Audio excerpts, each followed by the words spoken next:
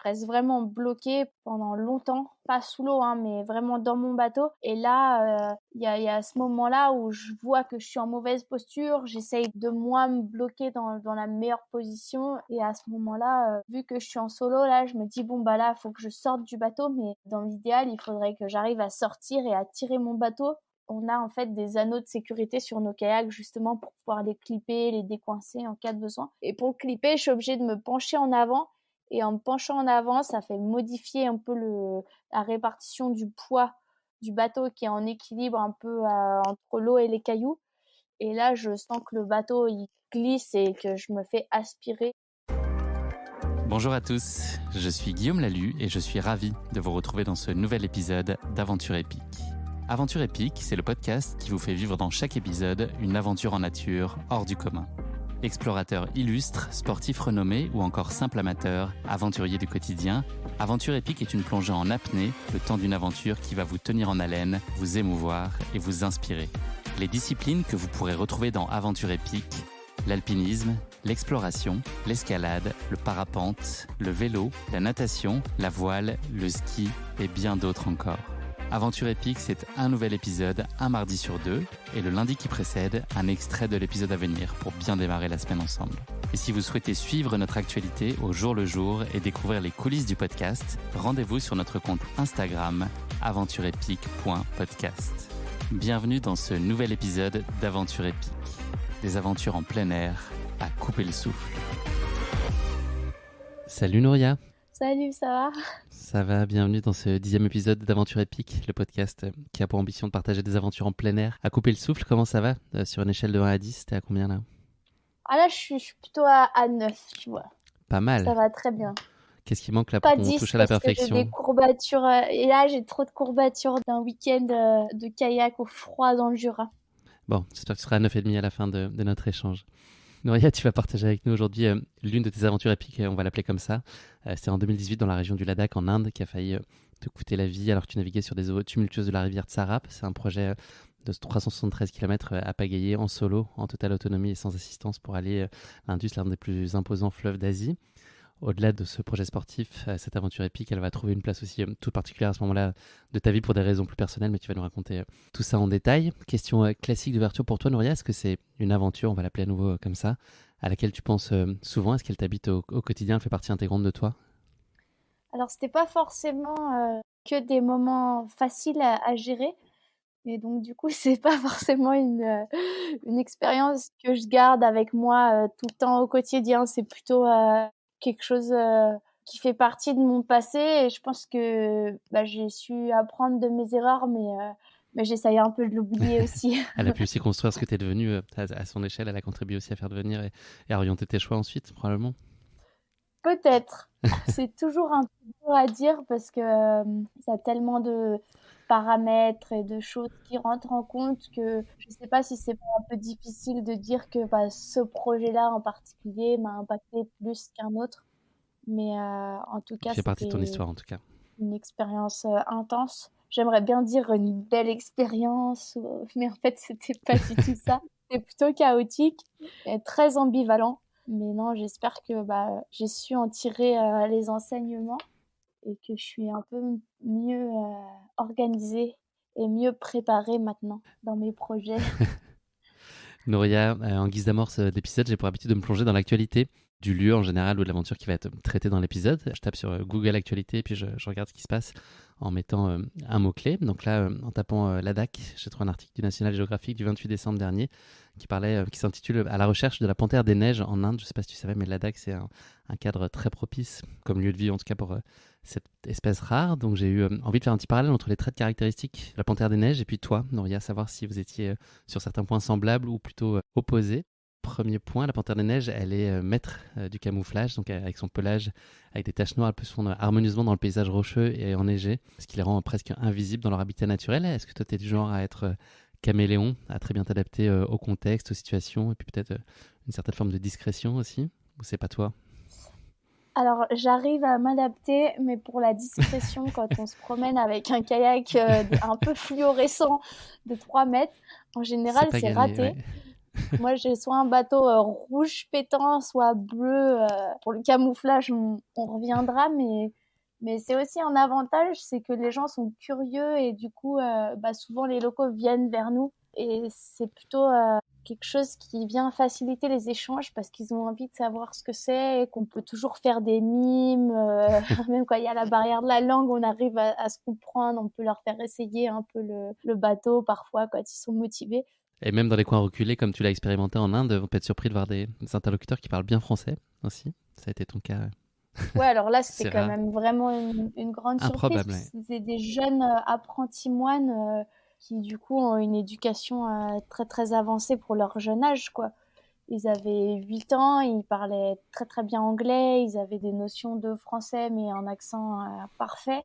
Et je pense que, ouais, c'était un peu inespéré, quoi. Dans la Inhabituel en tout cas. plupart des villages, c'est sûr que ça se passe pas comme ça, mais Mais les mains font le, très le bien la bateau est parole. toujours vecteur de jeu, quoi. Mm.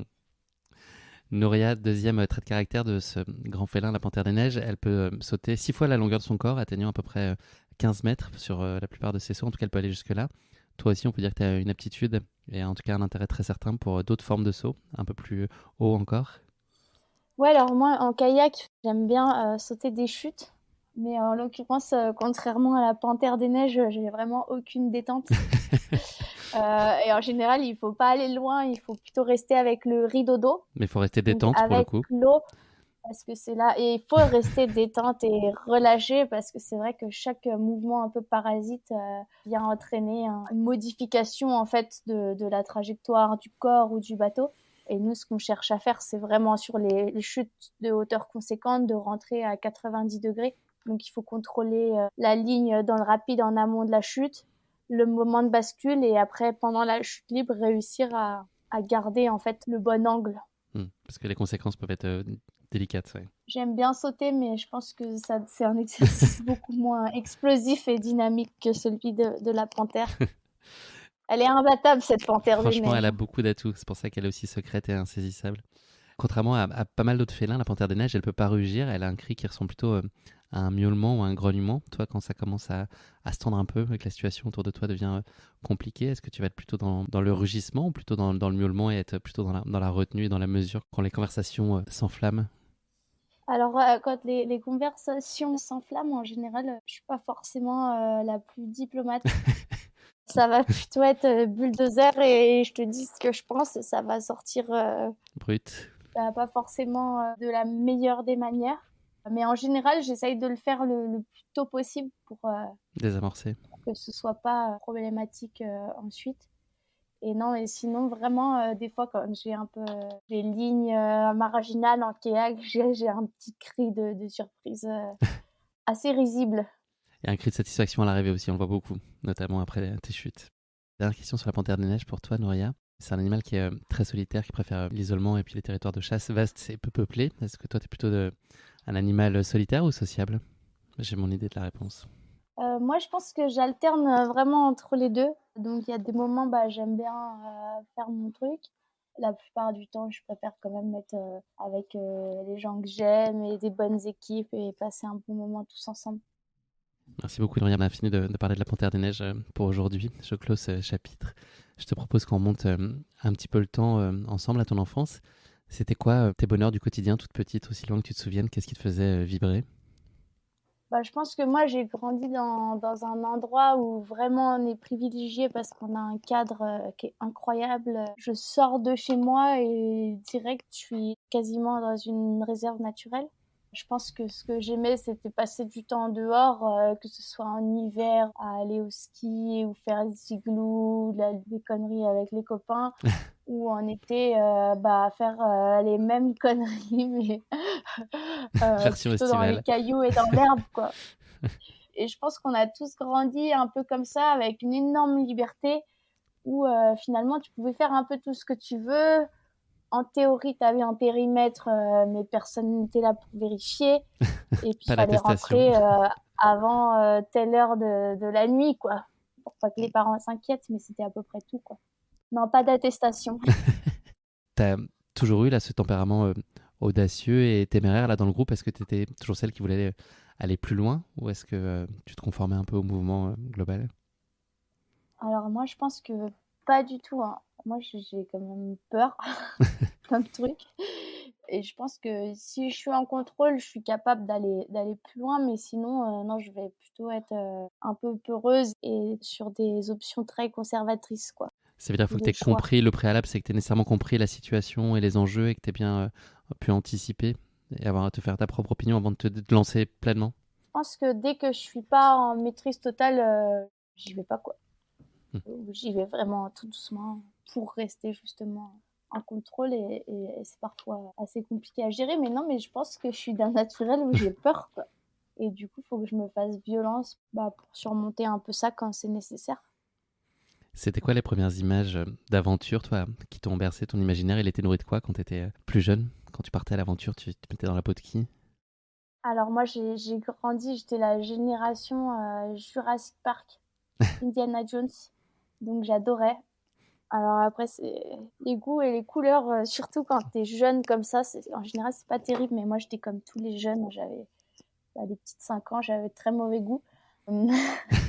Et après, en fait, en grandissant, sur mes années d'école primaire, là où j'habite, à Val d'Isère, il y avait un festival du film d'aventure et découverte. Et donc ça, c'était vraiment fou parce que chaque année, pendant une semaine, on était dans la salle de cinéma tous les soirs à regarder des films d'aventure. Et donc, forcément, j'ai un peu aussi grandi avec ça. Et justement, un des films qui m'avait marqué, c'était des gars qui partaient faire du ski au Cachemire. Donc, c'est vraiment plus ou moins dans la région du Ladakh. Et en fait, l'hélico tombait en panne au sommet de la montagne. Et le pilote d'hélico qui était en pantoufles, ils ont dû le redescendre en se débrouillant, en le portant sur les épaules, en le faisant glisser. Parce que sinon, il allait mourir de froid. Et ça, c'était un des films qui m'avait marqué. Mais je sais même pas le titre, je sais même pas qui l'a fait. Mais c'était drôle. Il serait mort de froid, mais avec classe quand même en pantoufles, c'est élégant quand même. Ah, Ça je a sais son pas. charme. On lui souhaite pas en tout cas, on est content que ça pas arrivé. Nouria, tu as commencé le kayak très jeune, à l'âge de 3-4 ans. Le prérequis pour que tu puisses le pratiquer qui a été imposé, c'était que tu apprennes à nager, ce qui peut être effectivement assez utile. Ça a été quoi ce que tu as tout de suite aimé du kayak? Ça a été une révélation, un coup de cœur absolu? Alors, je pense qu'au début, c'était très abstrait. J'ai voulu en faire parce que ça avait l'air bien, mais sans savoir ce que c'était. Puis après, mes parents ont dit non, donc il fallait apprendre à nager. Donc, c'était peut-être aussi quelque chose qui était motivant parce que j'étais trop petite et c'était un truc de grand. Il fallait d'abord savoir nager. Et après, vraiment, quand j'ai commencé, t'es tellement petit, en fait, que tu sers à rien, quoi. Tu peux à peine pagayer de chaque côté du bateau, mais nous, on avait l'impression de faire des trucs de fou, alors qu'au final, on faisait 500 mètres sur un lac entre les roseaux, quoi. Et je pense que ce que j'aimais, c'était d'aller au club avec les copains, de charger les bateaux, d'aller sur le lac. Mais c'était pas le kayak en soi qui me plaisait, je pense que c'était plus tous les à côté, le jeu. Et je pense que le kayak, j'ai commencé à vraiment aimer ça quand j'ai appris à esquimoter. Donc, c'est-à-dire, c'est quand tu te retournes, tu arrives avec une technique qui s'appelle l'esquimotage à te remettre à l'endroit. Et donc ça te permet d'essayer plus de choses, d'avoir moins peur, de pas être à la nage au milieu de la rivière à chaque fois que tu te rates. Donc c'est plus confortable. Et je pense que c'est vraiment à partir de ce moment-là où j'ai pu appréhender un peu les sensations de glisse et ce que j'aime aujourd'hui le plus dans le kayak, quoi. Tu as commencé sur on va l'appeler plus conventionnel, en tout cas le kayak, sa version slalom. C'était quoi, toi, ton rapport à la compétition? Est-ce que c'était vraiment un moteur indispensable pour avancer? Tu avais cette quête de performance, d'amélioration? Ou est-ce que c'était plus l'expérience physique et émotionnelle d'être dans l'eau, d'être avec les copains, tout ce que tu décris un peu plus irrationnel, où il y avait quand même cette quête d'aller de plus en plus loin dans le haut niveau? Je pense qu'au début, c'était vraiment l'esprit club, aller avec les copains. Et puis, en fait, la compétition, je sais pas si c'est forcément en toi, tes compétiteurs, ou tu l'es pas, mais tu grandis un peu dans ce cadre-là. Et du coup, assez tôt, aussi avec les entraîneurs des clubs, puis après la fédération et tout, tu es dans une démarche de compétition. Puis moi, j'aimais pas perdre, quoi. Enfin, si je prenais un départ, même encore maintenant, tu vois, c'était pour gagner. Et au début, en plus, t'es petit. Et moi, je me souviens, mais vraiment, au début, j'étais motivée par les cadeaux, quoi. Parce que si tu gagnais, t'avais genre des paniers gourmands, tu gagnais un Opinel alors que t'avais peut-être pas le droit d'en avoir un sinon. C'est drôle parce que après, en grandissant, tu saisis vraiment ce que c'est que de progresser, de performer. Mais c'est vrai qu'au début, moi, ce qui m'intéressait, c'était, tu vois, la banane Crédit Agricole et la coupe en plastique Tellement classe. la plus moche possible, quoi. Mais j'adorais. Je trouvais ça trop beau. La banane Crédit Agricole, aujourd'hui, elle serait hyper tendance, hein, je pense, si tu arrives à remettre la main dessus. À mon avis, Ouais, tu mais peux. j'ai Ouais, tout. En t'as fait, tout il y a un balancé. moment donné. Non, il y a un moment donné, j'ai tout redonné en lot. On a Ok. enlevé les plaques et le club a redistribué. On a fait du vrai La seconde recyclage. main. Ouais. À quel moment, toi, tu as pris conscience de tes qualités? Est-ce que tu arrivais à porter un regard assez objectif sur ce que tu arrivais à produire ou est-ce que c'est plutôt ton entourage ou ton encadrement sportif qui, à un moment, t'ont fait comprendre qu'il y avait peut-être quelque chose à jouer? Bah, en fait, assez vite, tu fais des compétitions. Donc, au début, c'est des coupes des jeunes, c'est un niveau régional. Tu es régulièrement devant. Donc, bah, tu sais que tu es le meilleur de ta région dans ta classe d'âge. Et puis, c'est les courses nationales, les ouvertures, tu t'entraînes avec les plus grands, tu vois que tu arrives à faire un peu les mêmes choses. Donc, je pense que c'est là où tu te rends compte ouais, que t'es pas mauvais. Après, avoir un truc à jouer, c'est très compliqué parce que il y a plein de gens qui sont très bons techniquement et qui font quatrième toute leur vie, quoi. Ça, c'est un peu les aléas de la compétition et c'est ce qui est très dur, c'est que au final, tu as de la place pour 3 personnes sur un podium, mais assez souvent, le cinquième, il navigue aussi bien que les 3 premiers, quoi. C'est juste que ce coup-là, il a soit fait une petite erreur, soit est 2 dixièmes de seconde plus lent, tu sais pas pourquoi. On va faire un petit saut là dans le temps, Nouria. Donc, tu as franchi bon nombre de caps dans le kayak slalom jusqu'au plus haut niveau mondial avec des titres de championne du monde de kayak extrême 2013, 2014, 2017, Female Paddler of the Year, dans d'autres registres, tout ça à 3 reprises. À quel moment tu as commencé à mesurer, toi, le décalage entre cette pratique du slalom avec tes aspirations profondes et ta soif peut-être de liberté, de rivière? C'était quoi les décalages que tu ressentais? Est-ce que c'était à la fois sportif, dans un accomplissement sportif, mais plus globalement dans la femme que tu étais, puis aussi dans peut-être les interactions sociales dans lesquelles tu t'accomplissais pas pleinement, dans ce cadre un peu plus fédéral? Bah, en fait, au début, moi, ça c'est vraiment l'équilibre parfait parce que je faisais du slalom, ça me permettait de m'entraîner, de progresser. C'est une discipline qui est plutôt facile au niveau logistique, donc tu peux faire des études, prendre ton vélo 20 minutes, tu es à l'entraînement, tu navigues, tu prends ton vélo, tu retournes en cours. Ce qui est pas possible avec du kayak de rivière où il faut être là quand les conditions sont bonnes, les rivières sont plus loin, il faut faire les navettes. Donc c'était vraiment parfait et en marge de cette pratique un peu professionnelle et en compétition, j'ai toujours fait du kayak de rivière au début avec mon père et ses copains, après un peu en freestyle et après vraiment en kayak de rivière mais avec mes copains cette fois-ci, pas juste les copains du papa. Et ça marchait bien. C'était un très bon équilibre et je pense que le slalom, ça a été dur pour moi parce que, il y a eu beaucoup d'échecs consécutifs et beaucoup de blocages au niveau relationnel, mais pas forcément avec les équipiers dans un premier temps, mais avec le système fédéral en fait, vu que je faisais du kayak en plastique, qui est le kayak de touristes. J'étais un peu rebelle. Assez jeune, en fait, on m'a mis l'étiquette de athlète compliqué à gérer.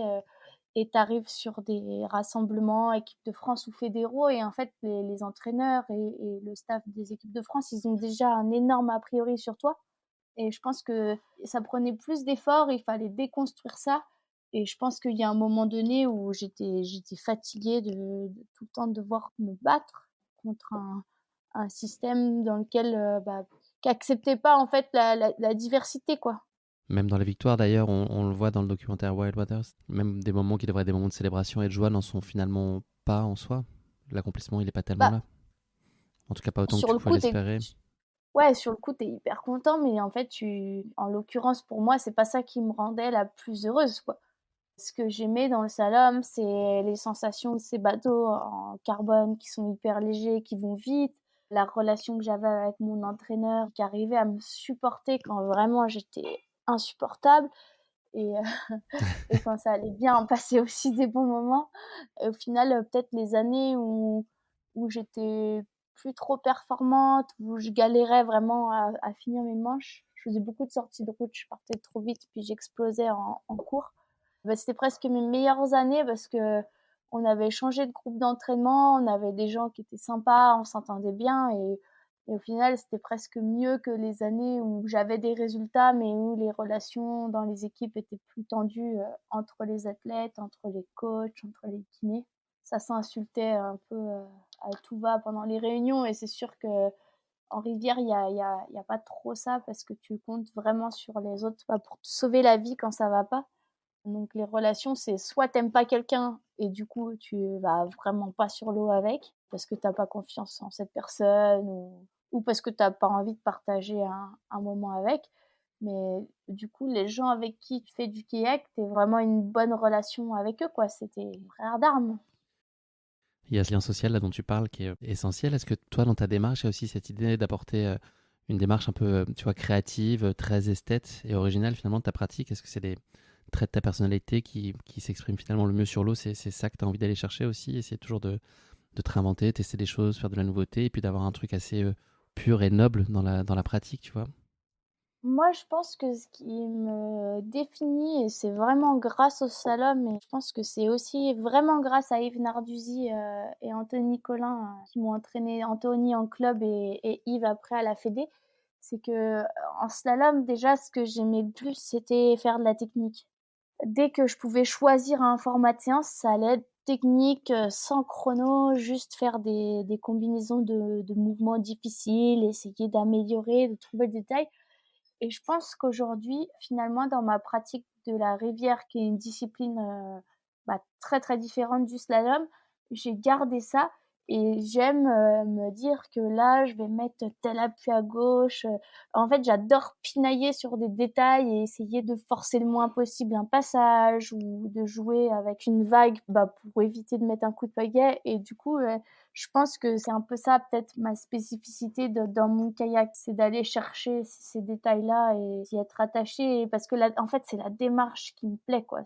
Le chemin. C'est tout le processus de chercher un truc, de le prendre, de le décomposer, d'essayer de l'améliorer et de jouer avec, quoi. À quel moment tu as fait le constat que le slalom, c'était plus pour toi? Est-ce que c'est, si on devait mettre une date approximative, ce serait au moment de ta descente de la Stikine en 2014? Est-ce que c'est là un peu le point de bascule ou même si ça ne se traduit pas tout de suite par un arrêt de la discipline pour toi, puis ça aurait été un peu plus tard en 2017, est-ce que c'est là un peu le point de bascule où finalement le constat il est inéluctable et tu dois mettre terme à ça parce que ça ne te va plus? C'est sûr que pour moi, 2014, c'était un peu la descente aux enfers parce que je venais de passer élite. Finalement, je me retrouve dans ce système-là. J'arrive au championnat du monde moins de 23 ans. Je me retrouve dans un scandale avec la Fédé pour des histoires d'autocollants sur un casque. Je me fais démonter, mais juste avant mes cours, ça nous prend vraiment de l'énergie. Alors qu'il suffisait de dire non, faut que tu mettes l'autocollant comme ça plutôt que de me faire passer en espèce Cours de martial. conseil de discipline pour l'autocollant mal posé, tu vois. Ça, c'était dur. Ensuite, je me suis luxé l'épaule plusieurs fois. Donc, j'ai fait les sélections équipe de France strappée. Je me qualifie. Le début de saison, c'est pareil, c'est vraiment dans la douleur à chaque entraînement et en fait, je tiens mais que grâce au kiné quoi, qui me strappe, enfin c'est un peu l'hécatombe et j'ai du mal, je pense, à trouver du plaisir dans ce que je fais. Finalement, l'épaule commence à aller mieux et puis là, je me dis: «Faut que j'aille faire du kayak pour moi» et je décide d'aller sur la Stikine mais quand bien même, tu vois, je reviens sur les championnats du monde, j'étais motivée, il y a un jugement ambigu qui fait que je passe de 7e à 14e sur les mondiaux, donc ça veut dire que, je joue plus la finale, je rentre pas dans les quotas élites. On fait la course par équipe, mais Carole Bouzidi et Émilie Fer, à l'époque, ne se parlent pas, donc elles s'adressaient pas la parole. Et il y en a une qui me parlait à moi, l'autre était 1 mètre de moi et je devais lui répéter ce que la première venait de me dire. Enfin, c'était l'hécatombe. On finit la course, en fait, Carole, elle part tellement vite parce que Émilie l'avait insultée en disant ouais, mais pourquoi on la met première, elle est lente. Et Bon elle part à esprit. fond. elle explose en milieu de course. Enfin, elle fait une énorme erreur et au final, on fait toute notre course très très vite, mais chacun de notre côté, il n'y a plus de croisement. Moi, j'arrive en bas, vu il y a eu une erreur et tout, je suis quand même pas mal devant. Enfin, j'en profite pour faire des petits moves sur les vagues en fin de course. Puis on passe la ligne d'arrivée avec une course, faut dire, c'est vraiment pas du tout ce que tu dois faire en course par équipe. Normalement, tu restes ensemble, tu croises là vraiment. C'était parti en vrille, mais tout le monde avait continué à fond de manière individuelle. Et donc, on arrive en bas, on est championne du monde et moi, je me retrouve au milieu de la rivière. Il y en a une qui débarque en rive droite, l'autre qui débarque en rive gauche. Et je savais plus qui suivre, tu vois. Et au final, j'ai débarqué avec les Autrichiennes qui étaient vice-championnes du monde et qui étaient contentes et qui passaient un bon moment ensemble. Donc, je me suis un peu incrustée avec elles, mais c'était la cata. On n'a même pas de photos de ce podium, tellement tout le monde avait honte, quoi. Dans le staff des équipes de France, il n'y a personne qui nous a pris une photo du podium parce que tout le monde faisait la gueule, c'était horrible, quoi. Et c'est sûr que là, à partir de ce moment-là, tu remets quand même en cause disons, l'expérience humaine de cette équipe de France qui est presque dysfonctionnelle et en même temps, on peut pas en vouloir aux gens parce qu'avec une seule place par catégorie aux Jeux Olympiques, c'est vraiment la guerre pour aller aux JO. Et du coup, tous les coups sont un peu permis, quoi. Ça complexifie vachement les relations entre les gens. Et quand t'es athlète, t'es déjà un peu égoïste dans ton monde et t'es centré sur toi parce qu'on te demande de faire ça pour être performant. Mais c'est sûr que quand même les kinés, les médecins, les coachs, tout le monde est en guerre pour aller à ces Jeux Olympiques, c'est pas facile. Et je pense que ça amène un peu des comportements qui sont anti-sportifs et qui sont difficiles à gérer au quotidien. Mais moi, après, j'aimais tellement le slalom et ça se passait bien avec mon entraîneur que je me suis pas dit tout de suite, bon, c'est bon, j'arrête, quoi. J'ai continué, mais de manière laborieuse en allant d'échec en échec jusque 2017. Et en fait, en 2017, la nouvelle politique fédérale, elle croyait vraiment pas en moi. Puis de toute façon, ils avaient décidé que j'étais un sac de nœuds depuis le début. Et donc, ils m'ont sorti des structures d'entraînement. Et en fait, j'ai arrêté parce que je me suis fait virer, quoi. Mais c'était assez fou parce que c'était des réunions où j'étais là, ouais, ok, vous me virez ou vous me virez pas. Ils étaient incapables de me regarder dans les yeux en me disant, on sort de structure, quoi. Et donc, tu fais, je sais pas combien d'années en équipe de France, tu vois, de plus de 10 ans. Et en fait, les gens que tu connais depuis des années, ils peuvent pas te regarder en face et te le dire et tu reçois une lettre, quoi. Franchement, c'est pire qu'une rupture par texto. C'est tellement lâche. Et là, toi, tu te dis quoi? C'est difficile d'encaisser ça justement où il y a de l'incompréhension ou est-ce que pour toi, ça ouvre finalement la porte à autre chose qui va plus te plaire et puis tu vas pouvoir aller plus librement dans l'expression de ce que tu as envie de faire? Moi, ça faisait déjà depuis longtemps en fait que je faisais vraiment les deux en parallèle. Et je pense que c'est là où inconsciemment j'avais déjà un peu lâché l'affaire. C'est que je faisais mes sélections équipe de France, mais j'avais quand même déjà acheté mon billet d'avion pour aller faire du kayak de rivière aux États-Unis. Et c'est juste que je pense que je voulais pas. Personne veut finir un peu sa carrière sur un échec, donc je voulais pas arrêter comme ça. Même si au final, j'aurais mieux fait d'enlever le pansement un peu rapidement, tu vois, plutôt que petit à petit. Mais ouais, je pense qu'inconsciemment, j'avais déjà fait cette transition et j'étais déjà plus là parce que j'ai annoncé à un copain tchèque, Vavra Radilek, que j'arrêtais le slalom. Il m'a regardé, il s'est marré, il m'a dit non mais tu sais, ça fait 3 ans que t'as arrêté. et, et je pense que j'avais pas arrêté dans ma pratique, mais j'étais plus dans la démarche L'esprit y était plus, ouais. qu'il fallait en tout cas pour réussir à finir ces courses-là. Mais après, je regrette pas parce que ça t'apporte tellement une base technique qui est riche et qui sert tous les jours pour ce que je fais maintenant. Justement, là, ce que tu fais maintenant, et si on élargit un peu le spectre, donc notamment à la rivière et tout ce que tu as pu réaliser depuis, est-ce que toi, tu es d'une nature à te satisfaire de ce que tu réalises ou est-ce que tu vas toujours chercher l'optimisation? Enfin voilà, est-ce que la fierté, c'est un sentiment qui peut t'habiter ou au moins la satisfaction ou est-ce que tu es toujours dans la quête d'une absolue perfection et qui est pas atteignable, ou en tout cas difficilement par définition? Et je pense qu'en slalom, vraiment, j'allais chercher la manche de rêve et c'était dur parce que dès qu'il se passait un peu un imprévu ou une petite erreur, j'étais très vite dans un dialogue interne à me dire ouah zut, là j'ai perdu 1 seconde et demie et pendant que tu fais ça, t'es pas concentré sur ta prochaine porte et tu la touches et ça faisait un peu des manches catastrophes, mais peut-être parce que j'étais trop focalisée justement sur cette manche parfaite. Mais en rivière, déjà, on cherche pas forcément à aller vite et à battre les autres. Des fois sur les compétitions, mais je dirais que c'est pas la caractéristique première de cette discipline. Et surtout, plus tu vas dans des rapides compliqués, plus en général les mouvements d'eau sont changeants. T'as ton plan, t'as fait de la visualisation pour préparer ta ligne, mais des fois, en fait, la vague en entrée de rapide, elle te casse devant, ça te ralentit ou ça te modifie un peu ta trajectoire et donc il faut savoir vraiment être réactif et sentir les choses et s'adapter. Mais du coup, il faut aussi accepter de parfois pas avoir le contrôle total de ce que tu fais parce qu'en fait, tu es dans un environnement changeant. Donc, tu peux pas savoir quand la vague, elle va te casser dessus ou pas. C'est impossible de partir en haut de ton rapide et de planifier la vague à 45 secondes plus bas pour qu'elle soit lisse et verte. Et donc, du coup, je pense que ça m'a vraiment aussi aidé à être moins psychorigide, quoi. Mais je suis encore un peu psychorigide, mais j'ai l'impression d'être un peu moins psychorigide. Enfin, je le vis mieux en tout cas, quoi.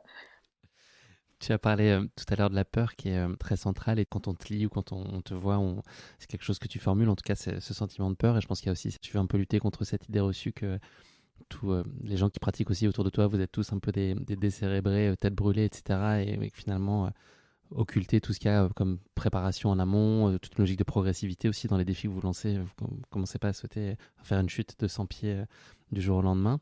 Est-ce que toi, tu as le sentiment que ta peur, elle évolue en fait? La peur que tu ressentais il y a 10 ans, est-ce qu'elle est différente aujourd'hui? Est-ce qu'elle s'atténue? Est-ce qu'elle a pris une autre forme? Est-ce que tu as peur d'autres choses? Je pense que j'ai beaucoup plus peur maintenant qu'avant, parce que j'ai l'impression que plus tu es dans le milieu de la rivière pendant longtemps, plus tu as de vécu, d'expérience, et plus tu es capable un peu d'anticiper et de voir tous les scénarios.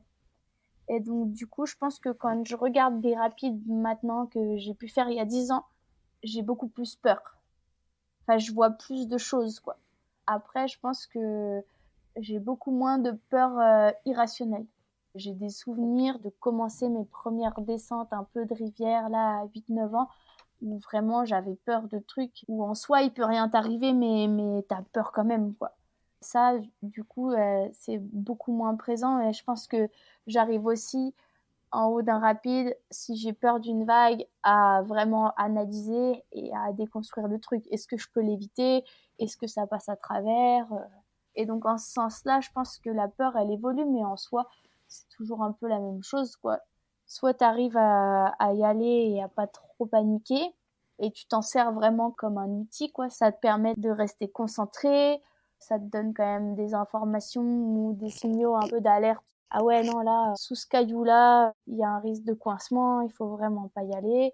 Mais après, c'est sûr que si tu as trop peur et que ça te paralyse, en général, ben, c'est quand même plutôt signe que il faut que tu débarques et que tu sortes de l'eau, quoi.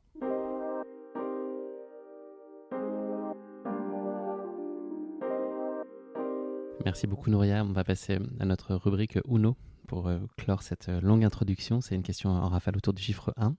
J'ai donc 3 questions pour toi, pas forcément très faciles. Si tu pouvais vivre dans un film pendant une semaine, lequel tu choisirais? Est-ce que ce serait Jurassic Park justement ou Indiana Jones? Non, ce serait trop horrible parce que en fait, c'est des films. Enfin, en plus, je les ai pas regardés hein, depuis que je suis adulte. Mais du coup, c'est des films qui me faisaient hyper peur et je pense que je me ferais bouffer par un dinosaure super rapidement. Non, je choisirais un navet parce que les bons films, c'est toujours un peu triste. Je pense que je vivrais une semaine dans les bronzés fonds du ski Ah pour me bien, marrer. très bien. Ouais. Et Tu ferais boire de la gaffe à la gnôle. fondue et dans la fondue au fil dentaire. C'est Je une bonne serais ref. peut-être la fille qui met le fil dentaire dans la fondue en trouvant ça drôle. Il y a des chances que Jean-Claude il te fasse aussi une petite tentative de séduction aussi. Il est comme ça, Jean-Claude. Ah, j'espère pas. Ce sera embarrassant. Un mot pour décrire ta vie jusqu'ici. Euh, Inattendu. Ce qui te va bien. Oui, des fois non, hein. Des fois c'est un peu désagréable et puis des fois c'est des bonnes surprises. Mais c'est sûr que si on m'avait dit, il y a je sais pas combien d'années que j'allais en être là aujourd'hui, j'aurais rigolé quoi. Je t'aurais dit: «Mais non, n'importe quoi, c'est pas possible». Mais même encore il y a 5 ans, tu vois? C'est assez fou et je sais pas, moi je pense que j'ai beaucoup de chance parce que j'ai l'impression de toujours faire des rencontres un peu folles et qui changent un peu le cours de ma vie. Et tu voudrais savoir, là, à l'inverse, où tu seras dans 5 ans? Ou tu veux absolument pas? Bah non, de toute façon, Surprise. même si je voulais savoir, ça J'ai marcherait pas la pas, réponse, donc ouais, j'ai pas ma je boule de préfère cristal. pas savoir. Troisième et dernière question pour toi de cette rubrique. Si tu avais un super pouvoir, lequel choisirais-tu? Et puis, qu'est-ce que tu en ferais surtout? Je pense que si j'avais un super pouvoir, ce serait soit la maîtrise du temps, soit de pouvoir se téléporter Ça, c'est bien ça. instantanément. Pour pouvoir être à plusieurs endroits un peu plus ou moins en même temps et bah, parce que des fois il y a des gens que tu aimerais voir et puis ils sont trop loin, tu peux pas forcément passer du temps avec eux ou les conditions elles sont pas mal là-bas mais c'est quand même bien aussi chez toi. Du coup si je pouvais me téléporter, pouvoir un peu tout faire, ce serait vraiment vraiment cool. Est-ce que tu voudrais téléporter ton Mais bateau aussi avec? ah Histoire ouais, de pas avoir à faudrait le faire pouvoir monter à 4000 mètres d'altitude ou le faire descendre non, en ça hélico. marcherait pas. Ça marcherait pas, C'est mais juste si pour je un pouvais me humain. téléporter avec mon bateau et plus prendre l'avion et les voitures et tout, ce serait trop bien. Merci beaucoup, Nouria. On va passer maintenant à ton aventure épique. Je remonte un tout petit peu le temps avant, quelques années, un souvenir malheureux et tragique de ta vie, en tout cas qui a concerné ton entourage avec le décès de ton amie Louise Joule, qui est une kayakiste très expérimentée néo-zélandaise qui a disparu malheureusement en mars 2015. Au-delà de l'immense tristesse évidente qui t'a frappé, qu'est-ce que ça peut déclencher en toi comme cheminement, comme réflexion? Est-ce que ça remet profondément en cause ton attrait pour la discipline, tes envies, le sens que tu donnes à tout ce que tu fais? Ouais, bah forcément, moi je pense que c'était vraiment une période horrible parce qu'en plus c'est arrivé à un moment donné où je sortais d'une opération de l'épaule. Donc je pouvais pas être sur la rivière. Ça faisait déjà 2 3 mois que je naviguais plus du tout. Et t'essayes de faire ta réduc, de revenir bah, pour reprendre le kayak et au final t'as ça qui arrive et tu te dis ouais maintenant en fait enfin, c'est bon quoi, je veux plus en entendre parler. Et je pense que c'était vraiment une période difficile parce que c'était pas, ça avait pas de logique en fait. Il y a des accidents, ils s'expliquent, tu vois, t'as fait une erreur et t'as une chaîne causale un peu qui est compréhensible. Et là, c'était vraiment pas le cas. Et je pense que bah moi, c'était mon premier, Premier proche un que peu tu perdais le dans... premier décès proche, très proche. Forcément, ça arrive beaucoup plus que ce qu'on voudrait. Mais quand c'est vraiment autour de toi et que c'est quelqu'un qui compte, c'est toujours beaucoup plus dur. Et après, ça s'est enchaîné, quoi. Hmm. Enfin, cette année-là, c'était un peu catastrophique pour la communauté, quoi. Donc ouais, tu as perdu d'autres copains de ta bande du Chili. Et puis au niveau sportif Ouais. aussi, tu rates la sélection d'équipe de France. C'est une période qui est trouble. Tu es obligé à 26 ans de retourner chez tes parents. C'est combien de temps il faut pour entrevoir une porte de sortie? Et puis surtout, qu'est-ce que tu te dis qui peut t'aider là à continuer à avancer? C'est tu te tournes vers Bah, l'exploration du monde, les, c'est ça? les sélections, je m'y attendais un peu parce que je savais que je revenais de blessure, je pouvais rattaquer vraiment à me repréparer qu'un mois avant. Finalement, c'était pas très grave, mais les décès, c'était très très compliqué à gérer. Puis j'avais l'impression que à peine j'arrivais à me remettre sur pied et à aller mieux, qu'il se passait autre chose et que je repartais un peu dans ce trou noir, quoi. Mais bon, après, je pense que bah, j'ai eu beaucoup de chance d'aimer le kayak plus que tout, d'avoir mes parents, mes amis, mon coach qui était là pour moi et qui m'ont vraiment aidé et qui m'ont accompagné dans des moments où c'était vraiment pas facile, quoi. Là, ton envie, ça a été de partir voyager, c'est ça, pendant plusieurs années ensuite? Bah, je pense en fait c'était un peu une fuite en avant où je faisais que m'entraîner, des projets, voyager. et j'enchaînais, j'étais jamais chez moi. Je vivais dans ma valise et j'étais tout le temps un peu chez des copains, dans un pays, puis dans un autre pays. C'est très très bien, mais c'était peut-être une période où j'aurais eu besoin de plus de temps pour me poser et réfléchir, et je l'ai pas fait, mais parce que je pense que j'étais juste pas capable de le faire à ce moment-là. On va s'intéresser maintenant plus en détail à ton aventure épique. Donc, c'est finalement arrivé par hasard dans ta vie. C'est plutôt une conjonction de choses. C'était toi à ce moment-là en compétition, dans une compétition, c'est ça, en Inde. On est en 2018. Qu'est-ce qui te fait dire que c'est le bon projet pour toi, que tu dois le vivre en solo? Enfin voilà, qu'est-ce qui te fait envie dans cette idée de descendre la rivière Tsarab? Alors en fait, moi, je m'étais quand même fait la promesse de plus prendre l'avion et de traverser le monde juste pour une compète. Parce qu'en fait, les années de slalom, c'était vraiment la catastrophe où on se déplaçait d'une coupe du monde à une autre en avion, à des stages. Je sais pas combien de vols par an je prenais, mais c'est indécent, quoi. Quand j'ai arrêté ça, je me suis vraiment dit, bah, ok, je vais quand même prendre l'avion parce que c'est pour aller faire ce que j'aime le plus et c'est mon métier, mais je vais le prendre moins souvent et rester plus longtemps dans les pays où je vais. Et donc j'étais invitée sur une compétition en Inde et du coup l'idée c'était d'enchaîner sur 2 ou 3 semaines d'expédition avec un groupe d'Allemands dans l'état de Kerala, donc plutôt au sud de l'Inde. Et en fait, il y avait des grosses crues à cette période-là. L'Inde étant l'Inde, on nous avait attribué des permis qu'on nous a ensuite enlevés. Et donc, on essayait d'aller faire des rivières et à chaque fois, on se faisait arrêter par la police, par les gardes forestiers, par l'armée. Et donc, c'était un peu la grosse galère parce qu'en 2 semaines, on n'a pas du tout fait les rivières qu'on voulait faire. Et du coup, au moment de reprendre l'avion, j'avais l'impression d'avoir fait qu'une ou deux rivières finalement en Inde et j'étais hyper déçue et puis j'étais un peu frustrée de cette course avec la police, quoi. Vous avez un chauffeur qui a fait un peu du zèle avec eux, visiblement. On avait un chauffeur, en fait, on s'est rendu compte que Il bah, balançait les c'était un peu sources. une balance. Alors, il envoyait des WhatsApp aux gens responsables du tourisme et eux, ils prévenaient la police de l'itinéraire. Et donc, quand on s'est rendu compte de ça, on lui disait non, mais on va juste visiter le temple de machin. Et on s'arrêtait à l'endroit où on voulait qu'on s'arrête. Des fois, il y en a un, il faisait semblant, ah, moi, j'ai besoin de faire une pause. Et là, en fait, on déchargeait les bateaux, on était déjà changé et on partait, quoi. Et on lui donnait vite fait un point GPS de là où il devait venir nous chercher. Puis, vu qu'on était déjà sur l'eau et que c'était trop tard, bah, il pouvait pas trop envoyer de message. Donc, on a fait une ou deux rivières comme ça, mais en plus, c'est vraiment pas cool pour lui, quoi. Et donc, je me suis dit, bah, je vais rester un peu plus longtemps. Et il y avait ce copain indien, Shalab, qui m'avait parlé de la descente Tsarab, Zanskar, Indus. Donc, c'est 3 rivières qui se jettent les unes dans les autres. Et je me suis dit, ah, bah, je vais aller faire ça. Et il n'y avait pas de copains qui étaient en Inde à ce moment-là. C'était pas très dur sur les cotations. Donc, je me suis dit, ah, bah, ça, je peux le faire en solo, ce sera pas un problème. Sauf qu'en fait, je pense que j'étais pas du tout. Déjà, j'ai un peu sous-estimé le truc, mais il y avait beaucoup plus d'eau que sur les autres saisons. C'était vraiment une période avec des hauts débits. En plus de ça, j'avais pas pris mes affaires chaudes parce qu'on était dans le sud de l'Inde. J'ai demandé à une copine de m'envoyer ma dry suit par transporteur.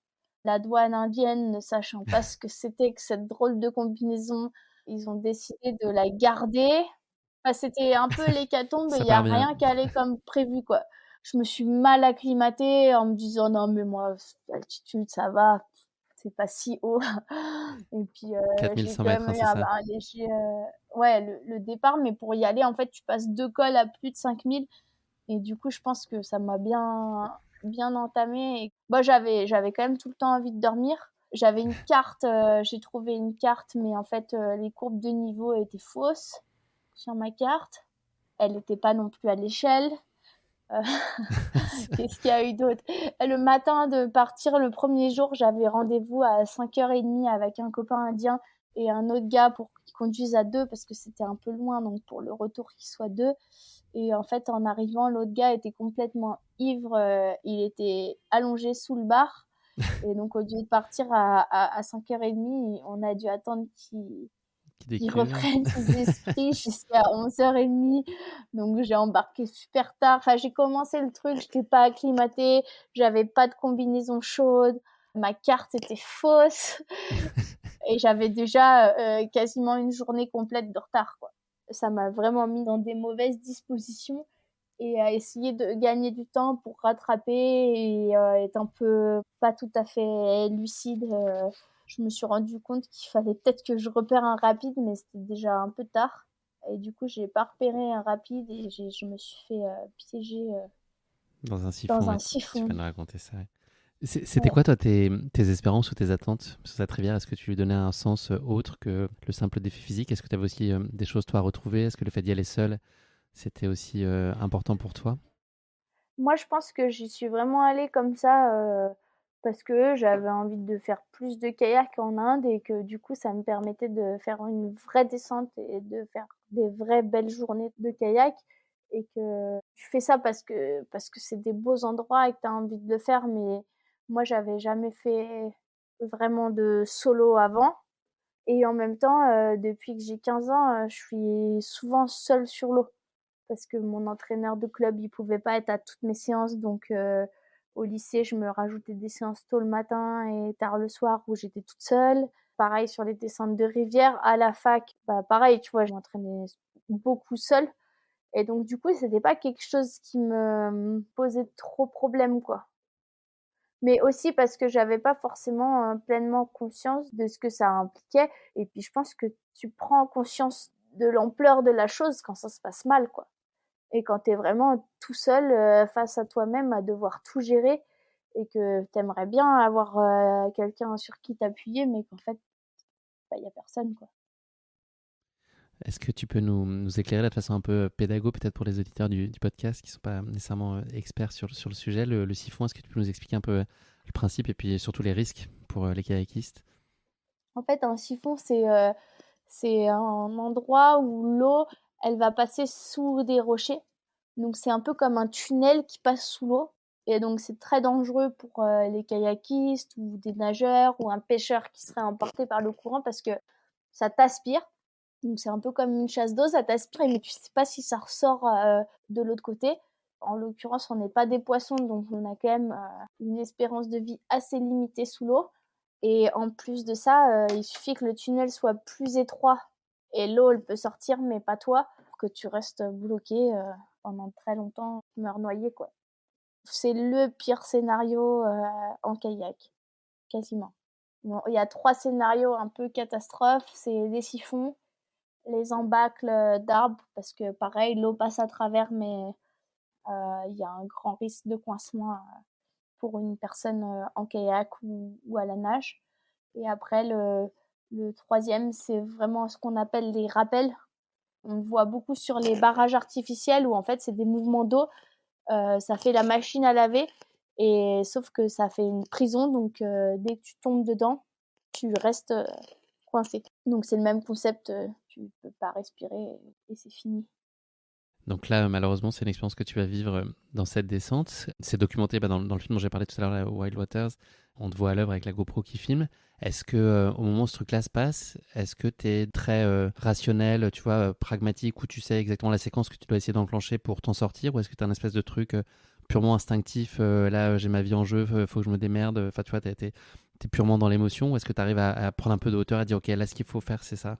Sur les images, j'ai vraiment voulu qu'ils coupent au maximum, mais en fait, je reste vraiment bloquée pendant longtemps. Je crois que c'est quasi 6 minutes. Pas sous l'eau, hein, mais vraiment dans mon bateau. Et là, il y a ce moment-là où je vois que je suis en mauvaise posture. J'essaye de moi me bloquer dans la meilleure position. Et à ce moment-là, c'est vraiment des prises de décision très rationnelles, quoi. Où je sais qu'il faut que je me stabilise, donc ça, je le fais. Dans mon sac étanche, j'ai tous mes trucs importants et il me bloque pour sortir. Donc, il y a un moment donné où j'enlève ma jupe et je le coince vraiment dans les cailloux au-dessus de moi, donc sur un peu l'îlot au-dessus du tunnel. Et vu que je suis en solo, là, je me dis, bon, bah là, il faut que je sorte du bateau, mais dans l'idéal, il faudrait que j'arrive à sortir et à tirer mon bateau. Donc, je sangle le bateau. Et en fait, je suis un peu trop petite. J'ai déjà coincé ma pagaie dans les cailloux aussi. Et je suis un peu trop petite pour atteindre. On a en fait des anneaux de sécurité sur nos kayaks justement pour pouvoir les clipper, les décoincer en cas de besoin. Et en fait, je suis trop courte, quoi. J'arrive pas à le clipper. Et pour le clipper, je suis obligée de me pencher en avant. Et en me penchant en avant, ça fait modifier un peu la répartition du poids du bateau qui est en équilibre un peu entre l'eau et les cailloux. Et là, je sens que le bateau, il glisse et que je me fais aspirer dans mon bateau. Et là, en fait, enfin, la seule chose dont je me souviens, c'est une colère, mais extrême, quoi. Et je m'en veux d'avoir été aussi bête. Et je sais au fond de moi que là, j'ai plus le contrôle, quoi. Soit le siphon, il sort, soit c'est fini. Mais il n'y a pas de, enfin, il y a C'est pas binaire, de, là. il y a pas ma vie qui défile devant mes yeux, quoi. Je me dis juste, mais putain, mais t'es vraiment trop conne. T'es vraiment trop conne. Puis, c'est le dernier truc. Et après, bah, quand tu te fais aspirer comme ça, c'est tout noir. Parce que t'as pas de lumière, t'es dans un tunnel. Et ça, heureusement, c'était pas du tout long, le passage sous l'eau, quoi. C'était moins de 10 secondes, je pense. Mais ça semble très long parce que tu sais pas quoi. Et petit à petit, je sens que je tape les cailloux, j'essaye d'avoir les bons réflexes, de vraiment me pousser vers le bas pour pas rester bloqué. Et petit à petit, tu vois en fait l'eau autour de toi, elle devient grise, puis blanche, puis là tu sors de l'eau, tu peux respirer et t'as la lumière du jour dans la figure. Et d'un côté, c'est un soulagement, mais de l'autre côté, en fait, enfin, j'étais dans un canyon, donc j'ai dû nager toute la sortie du rapide et un bout du canyon en aval.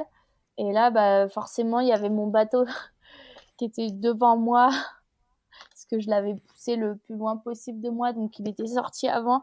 Donc j'étais à la nage en train d'essayer de rattraper mon bateau puisque c'était mon moyen de sortie. Et au moment où finalement j'arrive presque à ramener mon bateau à la berge, je vois ma pagaie encore au milieu de la rivière. C'était assez laborieux, mais sur le coup, en fait, tu sais ce que tu as à faire et c'est facile. Et quand bien même j'ai récupéré mon bateau, ma pagaie, je devais aller chercher mon sac étanche que j'avais coincé sur l'îlot parce que dedans, j'avais ma balise GPS, les cartes, les permis militaires, le passeport, tout mon argent. C'est des trucs auxquels on pense pas trop, mais en expé, en fait, t'as vite toute ta vie sur toi, quoi. Et du coup, il fallait que j'aille récupérer ça. Et c'est seulement une fois que tout allait bien, où là, c'était plus dur parce que sur le coup, tu fais ce que tu as à faire, puis tu te rends pas trop compte de la gravité de la situation. Enfin, tu le sais, mais de toute façon, tu es un peu en mode pilote automatique avec ce que tu as à réaliser à l'instant T. Mais c'est vrai que quand ça s'arrête, là, c'était vraiment compliqué. Et puis, du coup, j'avais pas ma combinaison étanche. Donc, j'avais vraiment très, très froid. Et j'étais très fatiguée, j'avais très froid. Je pense que j'étais pas très, très loin de l'hypothermie. Donc, t'as pas trop le choix que de rembarquer le plus vite possible et de pagayer pour essayer de te réchauffer. Et c'est vrai que la suite de la descente, c'était compliqué, quoi. Ça a été immédiat justement de te dire qu'il fallait que tu y retournes, que tu pouvais pas t'arrêter là? Bah, de toute façon, t'as pas le choix, hein. Enfin, là, si je m'arrêtais là, j'allais avoir froid et ça allait mal se terminer pour moi, quoi. Donc, forcément, tu rembarques, tu continues. Et puis, une fois que t'es lancé, c'est vrai que t'as des chemins, mais si tu sors à pied, ça va être encore plus long et plus laborieux que si tu sors en kayak, quoi. En l'occurrence, j'étais pas blessée. Enfin, c'était vraiment dans ma tête que c'était compliqué, mais sur le plan physique, j'avais des bleus, je toussais, j'étais pas très bien, mais ça allait, quoi. Le lendemain, on en a parlé au tout début de notre épisode, donc tu as rencontré ces enfants qui a été une rencontre qui t'a beaucoup ému, je pense, touché, qui a donné aussi un peu un autre sens à ce projet-là. Est-ce que par la suite, tu as réussi à vivre des moments d'émerveillement? Est-ce que peu à peu, tu as réussi à reprendre un peu le dessus sur cette énorme claque et sur cette peur que tu as eue? Est-ce qu'il y a eu des occasions de se réjouir ensuite? Ou est-ce que tu t'es traîné ça quand même jusqu'au terme de la descente? Le lendemain, c'était très dur parce que déjà, il y avait beaucoup de plats. Et le problème de l'eau calme, c'est que c'est comme marcher sur une route, t'as rien à faire et du coup, tu y penses beaucoup. Et en l'occurrence, moi, c'était peut-être le truc le plus dur de devoir penser et réfléchir. Et je revivais l'accident en boucle. Enfin, c'était un peu horrible. Et après, on est arrivé sur les premiers rapides un peu plus conséquents où là, fallait réfléchir, mais du coup, j'avais peur, quoi. J'avais du mal à pas être justement paralysée et bloquée. Puis au bout d'un ou deux rapides, tu reprends tes repères et tu prends tes marques et t'as pas le choix, donc ça allait bien. Mais c'est vrai que j'avais aucun plaisir à être sur l'eau, quoi. Là, je descendais pour arriver pour sortir, quoi, du canyon. Et à ce moment-là, dans l'après-midi, il y avait des enfants qui m'appellent au bord de la rivière et qui me font signe de venir. Et je me dis, ouais, non, mais là, j'ai déjà quasi une journée de retard. Je viens de me prendre une énorme rouste. Ma première pensée, c'est non, mais désolé les gars, j'ai pas le temps. Et puis après, assez vite, je me suis dit, non, mais attends, de toute façon, t'es là, enfin, le temps de quoi? Donc, je me suis arrêtée. Et comme des enfants normaux, quoi, ça rigolait, ça jouait, ça voulait monter dans le kayak, essayer le casque, le gilet. Et à ce moment-là, en les regardant, je me suis dit, ah, mais attends, moi, c'est pour ça que j'ai commencé le kayak et c'est pour ça que je fais ça, quoi. Parce que ça me rend heureuse, que ça m'amuse. Et du coup, je me suis dit que cette fin de descente, il fallait que je retrouve justement du plaisir parce que sinon, il fallait que j'arrête et c'était plus la peine de faire ça, quoi. Et donc, c'était un peu un pacte avec moi-même et grâce à ces enfants-là, de me dire, ok, bah là, c'est simple, si tu retrouves pas de plaisir sur la fin de la descente, tu peux raccrocher, quoi. Et en fait, c'était assez cool parce que assez vite, j'ai pris plaisir à regarder le paysage, à surfer des petites vagues et ça m'a vraiment aidé à me recentrer aussi sur ce que j'avais à faire, sur ma navigation et à un peu m'éloigner de cette mauvaise expérience. La fin de la descente, elle n'a pas été si simple que ça. Enfin, ça a été une accumulation aussi de fatigue physique. Ça a été très exigeant. L'arrivée sur l'Indus aussi, je crois que c'est un passage qui est pas si simple que ça. T'as ressenti quoi, toi, à l'arrivée? C'était vraiment cette sensation qu'il fallait que ça s'achève et que ce projet-là se termine et que tu puisses passer à autre chose, ou est-ce que t'en tires plein de positifs malgré tout? Alors, ce qui était compliqué, c'est que l'Indus, c'est là où les rapides ils sont les plus durs sur le trajet. Mais en même temps, dans ma tête, tu vois, j'essayais toujours un peu de trouver le positif. C'était de dire, ouais, bah, c'est là où les rapides ils sont plus durs, mais il y a plus de siphon. Parce qu'en fait, il y a tellement de débit et c'est tellement du gros volume que là, les cailloux, ils sont vraiment recouverts bien comme il faut. Donc, il y a plus ce danger-là qui rentre en compte. C'est vraiment d'autres problèmes. Et donc, j'essayais un peu de me rassurer comme ça. Et je pense que moi, j'aurais vraiment bien aimé finir là-dessus et rentrer. Mais en fait, pour me payer mon billet de vol retour du vol que j'avais perdu, du coup, j'avais négocié un projet avec Red Bull, un des Red Bull Aventure en Autriche. Et donc, le deal, c'était que je leur donnais toutes mes images GoPro et ils pouvaient en faire un espèce de contenu carnet de bord. Et à la fin de ma descente en solitaire, je devais 5 jours de travail avec un photographe pour faire des photos justement sur l'Indus et tout ça. Et donc du coup, bah, je suis sortie de l'expédition, j'ai pris un bus et le lendemain, en fait, je repartais à naviguer en solo encore, mais avec un photographe sur le bord qui prenait des photos. Donc il fallait on a refait des parties de descente où on s'arrêtait sur certains rapides.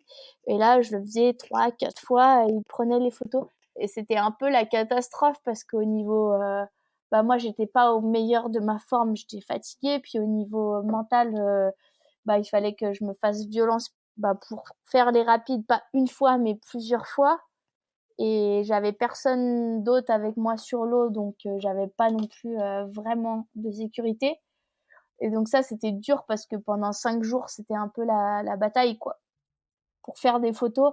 Et c'est là où c'est un peu l'envers du décor d'être athlète professionnel, c'est que bah ça fait partie du job et que des fois bah faut se faire violence et il faut y aller. En plus, je suis tombée malade, enfin c'était la catastrophe le premier jour. On filme et après on charge les affaires et tout le monde voulait m'aider, tu vois. Et du coup, en fait, quelqu'un prend mes affaires et les charge dans le coffre. Dans la précipitation, on a oublié ma pagaie. Et donc le lendemain, quand on s'en est rendu compte, on est retourné au même endroit, puis forcément, elle avait disparu. Donc je pense qu'il y a une super belle pagaie en carbone maintenant qui fait pelle à crottin dans une chèvrerie au Ladakh, mais vraiment super légère. Et donc du coup après on a dû faire en sorte que la boîte de rafle locale passe une pagaie à quelqu'un dans une voiture qui descendait dans cette direction, et il fallait qu'on arrête toutes les voitures blanches pour savoir si c'est eux qui avaient ma pagaie. Enfin, la pagaie qui m'avait été prêtée. Donc ça, c'était le premier jour. Deuxième jour, je fais le plus gros rapide en fin de journée. Et en fait, c'est tellement gros que j'ai une bonne ligne, mais à un moment donné, je respire un peu entre deux vagues et j'ai pas le bon timing, donc je bois un peu la tasse, tu vois. Mais c'est des choses qui arrivent, tu vois. Et, et le lendemain, mais malade, je suis Malade. malade, j'étais incapable de naviguer. Et du coup, ce photographe indien, mais tu sais, c'est vraiment, on n'a pas les mêmes standards, tu vois. Là, il y avait un peu le choc des cultures, tu vois. Le photographe de Mumbai, il dit, c'est pas grave, on va faire des photos sur les chameaux, je sais pas quoi. Et donc, moi, là, j'ai peur des poneys, tu vois. Donc, les chameaux, c'est pas trop mon truc. Et me voilà, mais malade, avec une envie de vomir toute la journée, à devoir faire des photos sur un chameau. Je l'ai maudit, le type. Je les maudis, je les déteste, ces photos.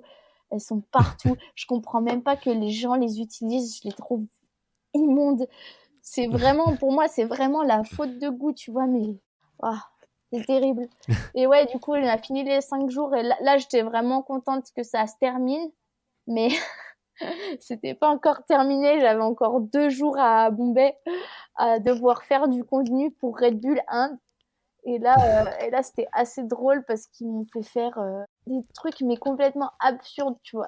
Genre un blind test où je devais goûter des produits soit trop épicés, soit du sucré salé, et essayer De de pas deviner. pleurer si c'était trop épicé ou de deviner ce que c'était. Et c'était terrible parce que j'avais qu'une envie, c'était de partir de l'Inde, quoi. Mais non, je devais faire des blind tests pour les réseaux sociaux. Enfin, c'était pas TikTok, mais tu vois, c'était du même genre. J'étais là, mais non, faut que je m'en aille. Qu'est-ce que tu retiens là aujourd'hui de cette aventure, de cette expédition? Qu'est-ce qui t'en reste aujourd'hui? Ce que je retiens, c'est que vraiment, j'ai fait trop d'erreurs, trop de petites erreurs. J'étais pas assez préparée.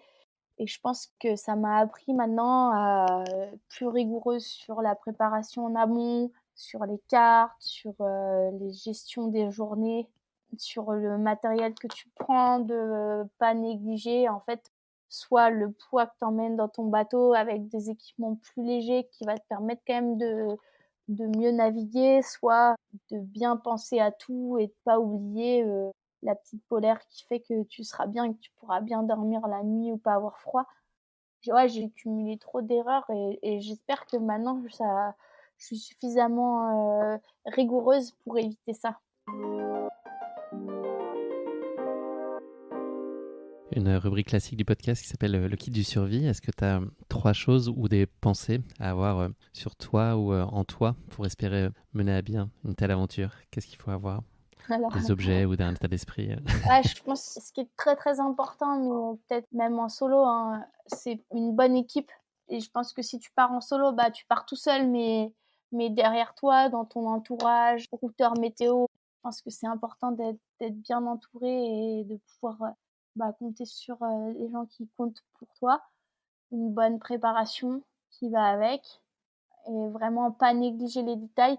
Et le dernier truc, c'est toujours de prendre un truc qui sert à rien, mais qui te Une pelle rend à heureux. crottin. Ouais, voilà, non mais tu vois, tu pars sur un truc un peu compliqué, de Du prendre un réconfort, truc ouais. qui sert à rien. Ça peut être de la musique, ça peut être un Kindle, ça peut être du chocolat, mais tu sais, qui va te faire plaisir et qui fait que si c'est dur, tu passeras quand même un bon moment. Merci beaucoup, Nouria. On va bientôt arriver à la fin de ce podcast. Juste pour un peu parler de l'avenir. Donc, en tout cas, depuis cette aventure, tu as réalisé un certain nombre de défis en Patagonie. Tu as battu le record du monde féminin de saut d'une chute de plus de 100 pieds, donc plus d'une trentaine de mètres. Tu as même battu des records en ski plus récemment avec Tiffaine Dupérier, une descente à ski en Géorgie de 4710 mètres d'altitude. Bref, tu touches à plein de choses avec beaucoup de réussite et de succès. C'est quoi, toi, les critères pour déterminer le coup d'après, ton envie sur le projet sur lequel tu as envie de te lancer? Qu'est-ce qu'il faut qu'il ait à tout prix? C'est dur ça. Bah, je pense qu'il faut faire quelque chose qui nous tient à cœur. Ça peut être soit commencer par une rivière ou un objectif, soit à l'inverse une destination ou quelque chose qui nous rend curieux et qu'on a envie de découvrir. Après, c'est sûr que moi, en ski, en montagne, j'ai envie parce que c'est nouveau et que en plus, je pense que c'est hyper complémentaire de ce que je fais en kayak. Mais tu vois, pour la Géorgie, je suis le type et c'est elle qui gère tout, hein.